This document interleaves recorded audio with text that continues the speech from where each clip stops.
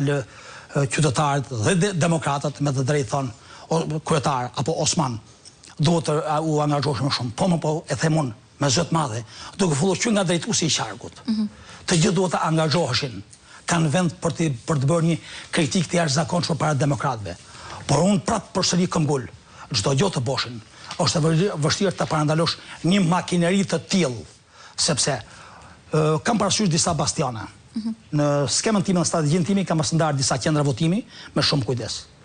Pikërisht aty ku ne kemi qenë shumë të fortë. Ato kanë përqendruar gjithë energjitë. Duke filluar që me para, me presione. Konkretisht, zoti Stafaste, jemi shumë limite dhe duaj që ti sqaroj çdo gjë që ju thoni.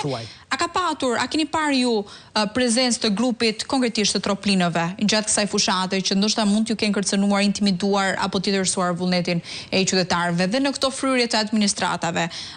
Dini ju për raste konkrete që kanë bëjnë me të afërm të këtij grupi?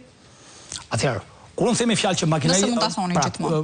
Nëse do të kisha pasur rast do ta thoja pa më dridhur fare që piku i syut, absolutisht drejt për drejt duke përmendur emra nga i pari deri tek e fundit.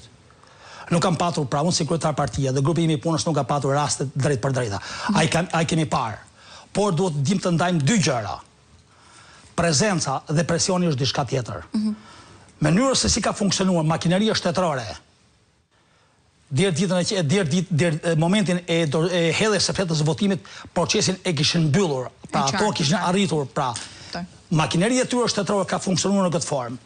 Demokratë të thjesht ju ushtruar presion dhe trosni për mas marrë pjesë në votime. Qytetarët të cilët nuk kanë dashur t'ju japin votën, ju ka ushtruar presion dhe trosni për mas marrë pjesë në votime. Eksponent Partisë Socialiste, qytetarët të thjesht të cilët në bindjet e tyre janë të Partisë Socialiste, i takojnë të majtës, ju ka ushtruar presion dhe trosni, janë marrë pasaporta dhe karta identiteti antarëve të Partisë Socialiste, të cilat në kohezion gjatë 2 muajve të fundit kanë shfaqur rezerva ndaj pushtetit Partisë Socialiste, apo kanë marrë pjesë në takimet tona. Unë pse themi fjalë që ne ishim përgatitur minimalisht të dilshim në rezultatin 8-6 për opozitën.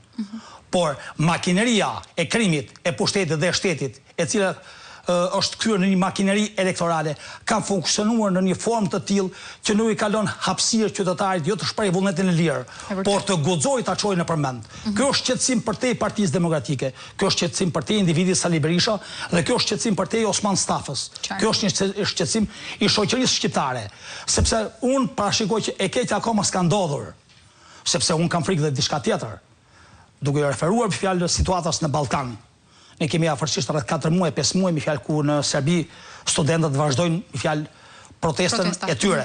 Po ne kemi përsëri akoma në Kosovë, me fjalë që qeveria e Kosovës ka rreth 4 muaj e cila akoma nuk është formuar. Po, në konsekwencë ku unë nuk e nxjerr nga spektri im i analizës që ndaj dhe them ky krim i organizuar i intereson për trubullira.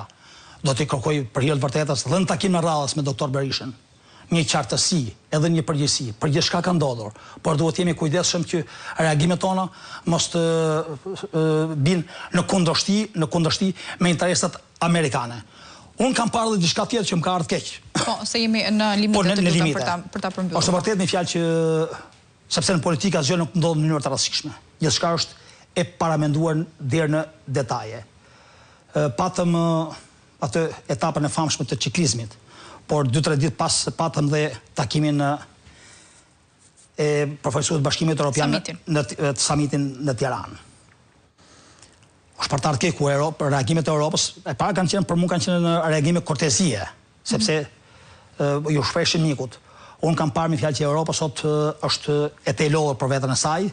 Europës më shumë interesojnë stabiliteti se sa standardet. Do presim reagimin e amerikanëve dhe opozita për mendimin tim duhet të ulet bëjë një analizë të qartë, të fortë dhe të thellë, duke vendosë përgjegjësitë në radhë parë ndaj vetes edhe për të bërë një ballafaqim sa më dinjetoz, sa më real me kundërshtar. Ky nuk është kundërshtari i Sali Berishës, më dëgjoni me kujdes. Ky nuk është kundërshtari i Osman Stafës. Ky është kundërshtari i shqiptarëve. Edhe kjo është një keqje që nuk e takon mos Sali Berishës, as Osman Stafës, as Partisë Demokratike. Kjo është një keqje për të përballur që e takon tërë shoqërisë shqiptare, tërë klasës politike, tërë intelektualëve. Kjo është problemi që duhet ta shqetësoj për hir vërtetën shoqërinë shqiptare. Jo emri kush udhëheq opozitën, Sali Berishës apo Osman Stafës. Shpresoj shumë që qytetarët ta kenë marrë mesazhin. Faleminderit. Dhe patjetër edhe demokratët për atë që ju raportuaj në fillim të kësaj bisede, që i keni falendëruar për gjithë